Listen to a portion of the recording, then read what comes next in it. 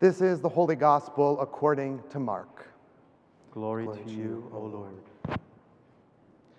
Now, after he rose early on the first day of the week, Jesus appeared first to Mary Magdalene, from whom he had cast out 7 demons. She went out and she told the ones mourning and weeping who had been with him. But when they heard that he lives and was seen by her, they did not believe.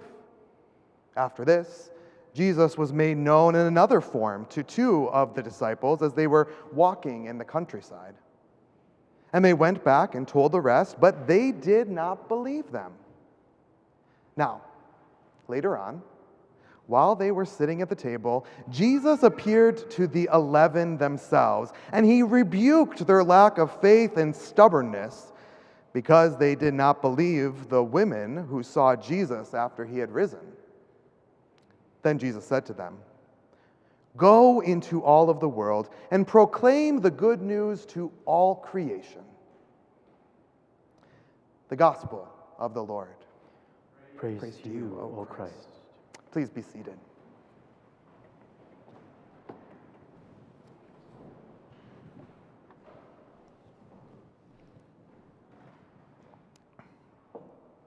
Well, if you're anything like me, when you read that text or you heard it read, you're kind of like, well, this seems a little odd of place for Lent. I mean, we don't usually hear about the resurrection stories until after Easter season, not now in the weeks leading up to Holy Week and Easter.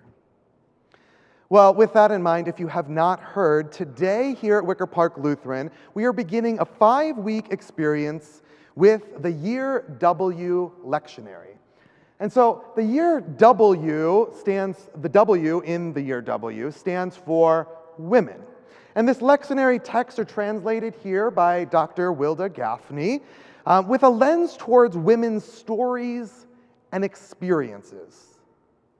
Now, the translations of these texts may also feel a little different. She has retranslated them all from Hebrew and Greek, and she's also put them in such a way that the types of stories that we hear during this Lenten season, well, they're going to feel a little bit different for us.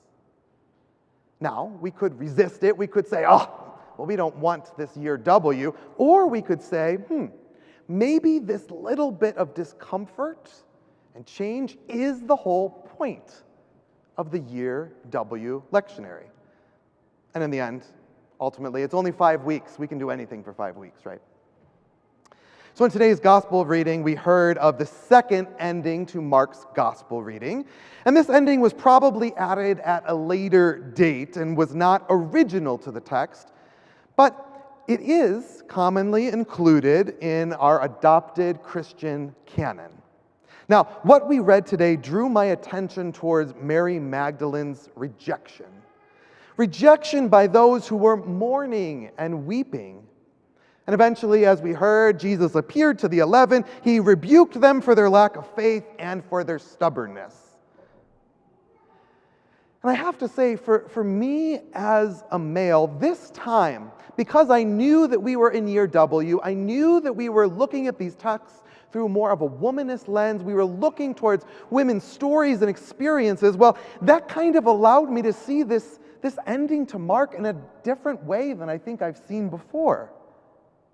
After all, if we were to go back to our regular translations, right, the New Revised Standard Version, which we usually use here in worship, it still says that Mary was rejected, and it still says that Jesus rebuked their stubbornness. But I think until today, I never really looked at it through the eyes of Mary Magdalene and the experience that she had holding that in mind.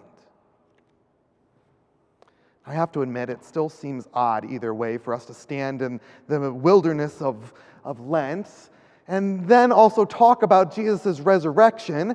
But I actually think, when I thought about this text a little bit more, it kind of draws us into the journey of our Lenten experience in a new way.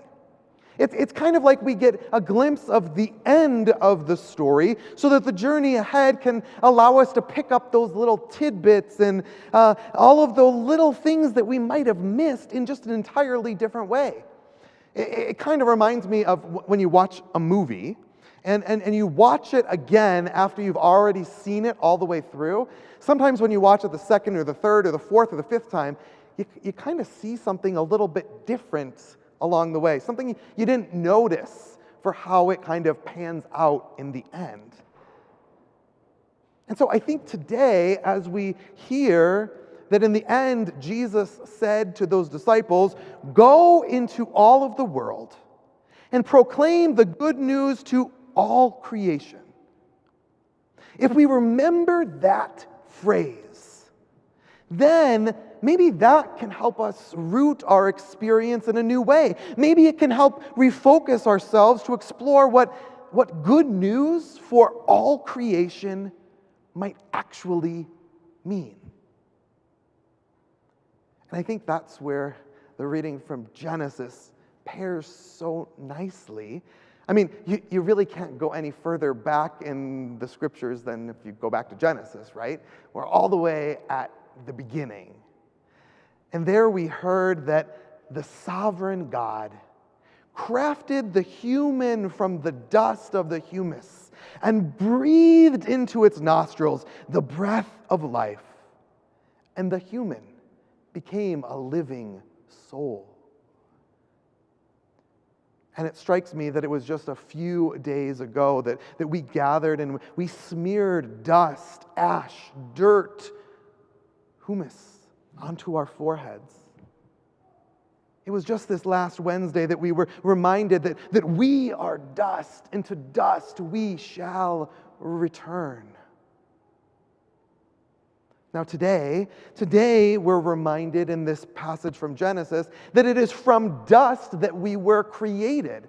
A little bit of a different way of looking at it. It's that from the dust that every creature of the field, every bird of the air, all of us, we were created from that dust. It's not just in a human-centric way, but it's all of creation. It is from that dust that we came. It is from that dust that we were given the breath of life. And it is from that first breath that the sovereign God said, "It is not good that the human should be alone."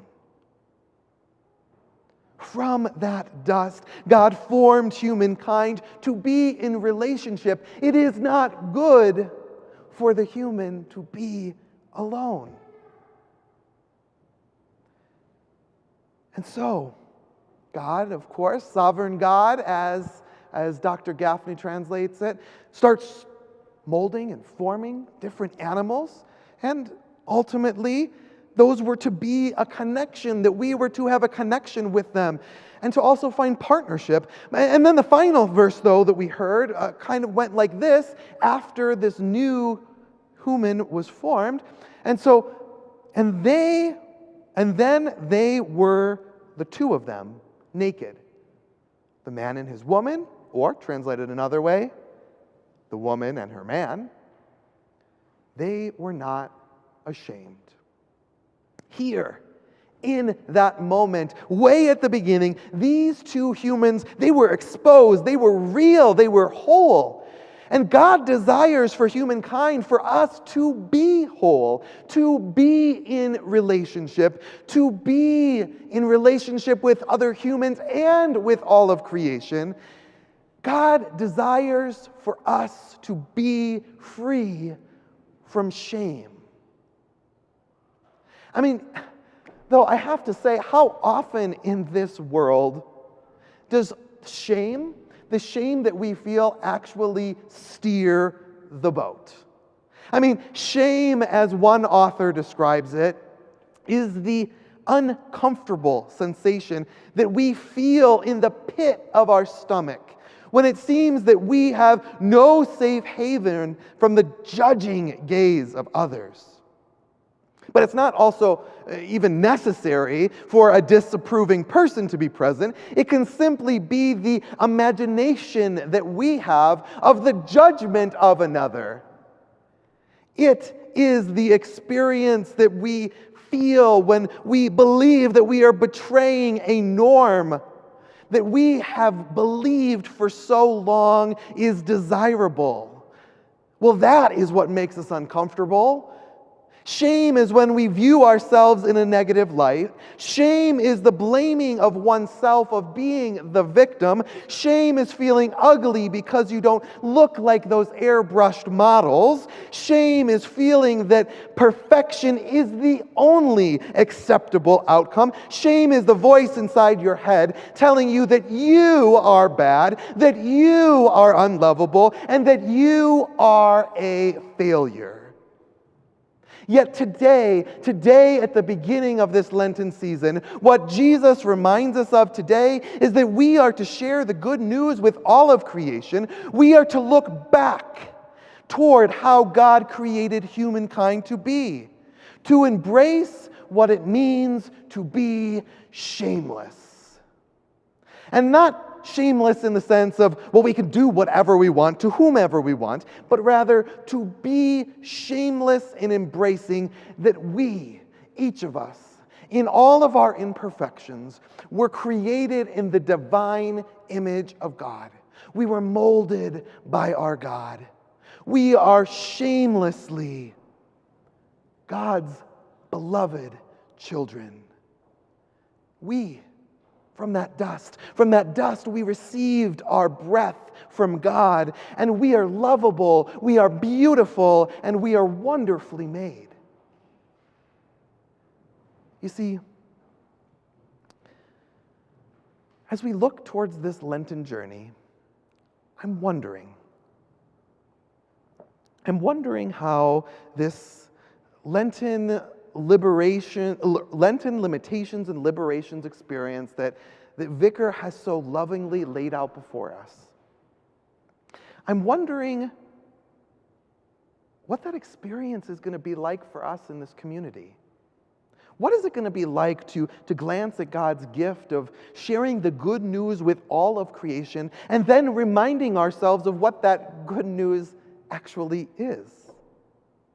What is it like for us to stand here at the beginning of the journey to remind ourselves that our varied bodies are beautiful, that women's bodies are beautiful, that trans bodies are beautiful, that the scars of childbirth that we bear on our skin, or the gender-affirming surgery, then the scars that go from that, these are beautiful, beautiful things.